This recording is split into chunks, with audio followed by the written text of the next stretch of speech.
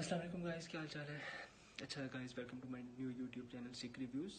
इस पे हम फुटबॉल का एनालिसिस और स्पेशली बारसा के मैचेस का ज़्यादा करेंगे क्योंकि हम बारसा सपोर्टर्स हैं।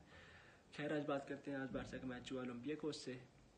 अब हमने स्कोर लाइन देखी अगर तो मैच बहुत लगता है कि वन साइड हुआ, लेकिन अगर हम स्टार्ट से मैच देखें तो बीच में ऐसे मौके आए थे जब हम थोड़ा सा बैकफुट पे गए थे। अब हम स्टार्ट से मैच को एनालाइज करते हैं। अब स्टार्ट में हमने बहुत अच्छा, पहले 5-10 मिनट हमने बहुत ज़्यादा पुश किया, उनके पेनल्टी बॉक्स के पास हमने गेम की, तो जिसकी वजह से हमें पहला गोल रिजल्ट हुआ। तो उसके बाद लेकिन फिर हम देखें तुम्हारी बैक फोर और डिफेंस इवन कीपर भी बहुत ज़्यादा मिस्टेक्स करे थे। सेजनी बॉल पे, अब यहाँ हम जोआन गार्सिया को ज़्यादा मिस करते हैं। शॉर्ट स्टॉपिंग में भी जोआन गार्सिया आई गेस सेजनी से ऊपर, लेकिन अभी हमने उसको बहुत कम टाइम के लिए देखा। लेकिन जो उसकी बॉल प्लेइंग है वो सेजनी और टर्स्टेजन दोनों से बहुत अच्छी है, और ये चीज़ हमने बहुत ज़्यादा मिस की है। और सेजनी उस टाइप की बॉल प्लेइंग नहीं कर पा रहा जिस टाइप के जोआन गार्सिया ने पिछले 4-5 मैचों में की थी इंजर होने से पहले। खैर, फिर उसने बहुत ज़्यादा मिस प्लेसेस किए पास। कुंडे सेम मिस्टेक फर्स्ट हाफ में, जब हमने पहला गोल कर लिया तो उसके बाद कुंडे ने सेम मिस्टेक की, उसने बहुत ज़्यादा पासेस मिस प्लेस किए। फिर बाकी कुबारसी और एरिक गार्सिया इस सीज़न लगता है कि हांसी फ्लिक के मोस्ट ट्रस्टेड सेंटर बैक्स हैं, और उनकी तरफ से अच्छी गेम थी।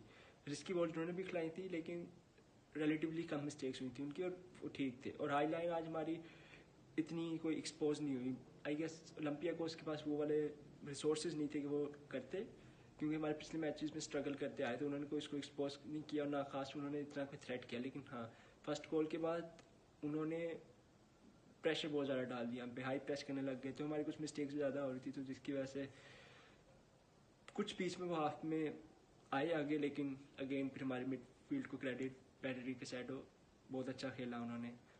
इवन पेडरी की रिकवरी हमारे एक गोल में बहुत ज़्यादा उसने अहम रोल प्ले किया। और फिर एक दो सबसे ज़्यादा पहले हाफ में बात करना चाहूँगा ड्रो फर्नांडिस की। 17 year old kid again from La मासिया।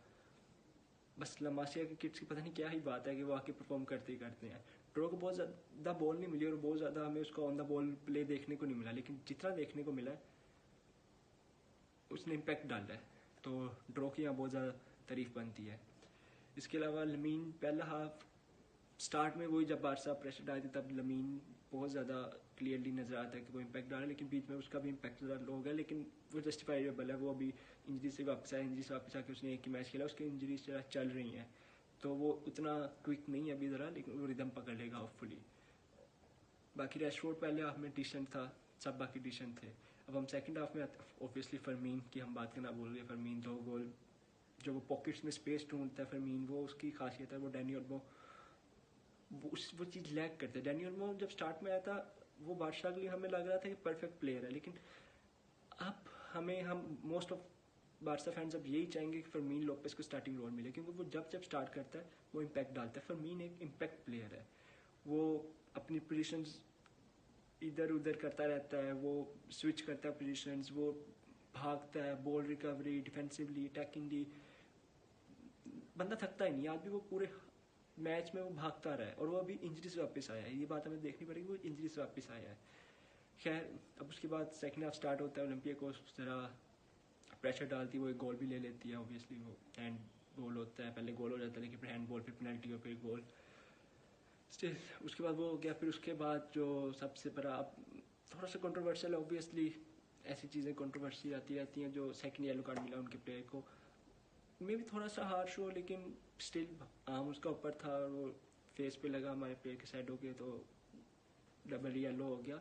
थोड़ा सा हार्श कह सकते हैं, लेकिन it's part of the game, ठीक है।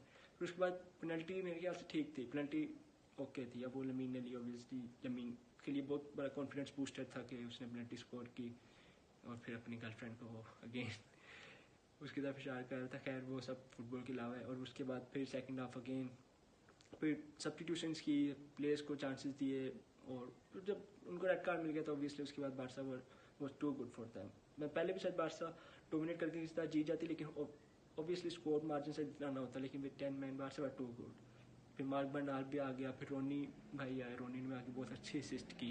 मतलब असिस्ट अनफॉर्चुनेटली उस तरह से नहीं जिस तरह उसने देनी चाहिए थी, लेकिन बहुत अच्छा ड्रिबल किया था, वो स्लिप हो गया, वो असिस्ट हो गई फर्मीन लोपेस को। उसके बाद रैशफोर्ड की बात करें अगेन, दो ब्रिलियंट फिनिशेस जो पहले में थे, कोई बैक लिफ्ट नहीं थी पहले फिनिश में, उसने फिनिश किया, क्वालिटी है बंदे में, नज़र आती है। रिडेम्पशन सीजन चल रहा है, होप रिडेम्पशन सीजन बहुत अच्छा जाए, 4 गोल हो गए इवन चैंपियंस लीग में उसके, सीजन अच्छा जा रहा है उसका, हमारी तरफ से मोस्ट इम्पैक्टफुल है अटैकिंग जो प्लेयर्स हैं हमारे, उनमें सबसे इम्पैक्टफुल अभी तक रैशफोर्ड है, तो आई होप उसका सीजन अच्छा जाए। बाकी अगेन फ्रैंकी आया, फ्रैंकी हमने लास्ट मैच में देखा था, इसमें भी हम देख रहे थे वो अब ज़्यादा पुश फॉरवर्ड कर रहा है, जो अच्छी चीज़ है एक ये। लाइक उसकी गेम हमने ये देखी थी, कोमैन के अंदर भी वो बॉक्सेस में रन लेता था और वो हेडर्स विन करता था, एरियल ड्यूल विन करता था अपोजिशन के पेनल्टी बॉक्स के पास, और अभी भी वो ये कर रहा है। अब भी हम लास्ट सीजन और इस सीजन के स्टार्ट में भी उसका रोल देखें तो बैटरी के साथ वो पिवट रोल प्ले कर रहा था, लेकिन अब बॉक्स में ज़्यादा जा रहा है, तो ये एक पॉजिटिव साइन है। फिर मार्क बर्नाल को आज मिनट्स मिले, तो कंपैरेटिवली पिछले 3-4 गेम से बहुत बेहतर गेम थी ये बारसा की, बहुत ज़्यादा कॉन्फिडेंस बूस्टर, ऑब्वियसली आगे मैच आ रहा है रियल मैड्रिड का, तो ये बहुत बड़ा कॉन्फिडेंस बूस्टर होगा। ऑब्वियसली कुछ चीज़ें हैं अभी भी, और ऑब्वियसली वो कवर हो भी जाएंगी, इंजरीज भी अभी हमारी हैं, फेरन टोरेस होपफुली वापस आ जाएगा नेक्स्ट मैच में, Raphinha still a doubt, hopefully वो भी आ जाएगा। ऑब्वियसली 90 मिनट्स तो नहीं खेलेगा, लेकिन वी कैन होप कि वो भी अपना रोल प्ले करे। बाकी मुझे नहीं पता क्या स्टार्टिंग लाइनअप वगैरह होगी अगेंस्ट रियल मैड्रिड, लेकिन मेरे ख्याल से most trusted centre back pair यही है, तो हमें शायद बैक फोर यही देखने को मिले।